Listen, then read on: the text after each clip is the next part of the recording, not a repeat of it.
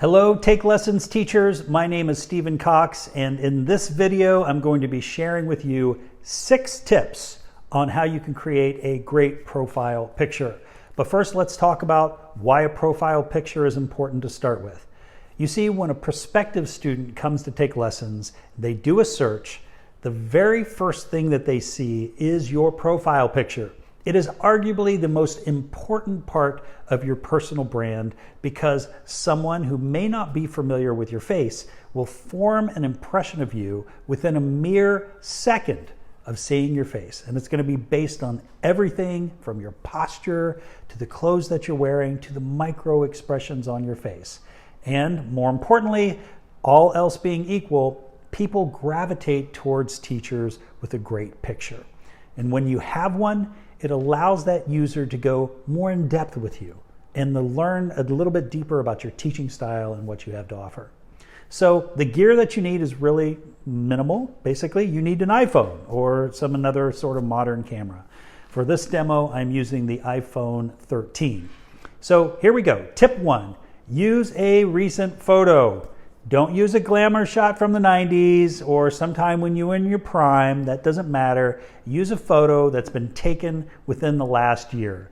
You don't want the user to video chat with you and then they're online and they're thinking, is this even the right person? They don't look anything like their photo. So don't do that.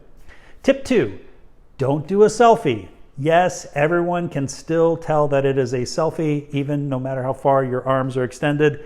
They don't look professional, especially the ones like you're snapping it in your car. Just don't, really. Instead, get someone to help you. You have friends, use them. Tip 3, follow the light. Lighting is absolutely key. Take your photo when there's good lighting, and the lighting should be facing towards you, not the lighting behind you. If it's behind you, you're going to be dark and scary, and the picture is going to look weird, so light facing you. If you're snapping a picture outdoors, pro photographers will also tell you that the best time to take that picture is either just after sunrise or right before the sunset. The sun produces this soft, mellow glow that just makes everything look a little bit better, including you. Tip number 4, never take just one photo. With digital cameras and your phone, you have this wonderful option of taking several and then picking. So try different facial expressions, some smiling, some perhaps not. See what works for you and your personal brand. Now, as a side note, if you're looking at the camera, studies have shown that people who flash a smile when they're looking at the camera or showing some teeth are considered more competent, more likable, and more influential. Another micro tip for you, have someone else pick your photo. Now, if your target audience, say, is college students, have a college student or two pick their favorite photo of the ones that you took.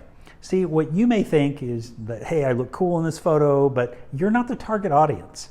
What you think is cool, a mom may think is like weird or unprofessional or even tacky. Tip 5, stay centered. So use your Google Pixel or your iPhone, get a picture from, say, your shoulder up or so, and your head and shoulders should take up the majority of the space in the frame. Center yourself. And the reason for this is that if you're off to one side, the cropping done by Take Lessons or so means that you run the risk of part of your face being cut out of the photo. So don't do that. Tip 6, get rid of all the distracting backgrounds. Distracting backgrounds pulls the user away from connecting with you, and instead they're subconsciously trying to figure out what else is in the picture, and we don't want that. Instead, we want that user to be focused on you.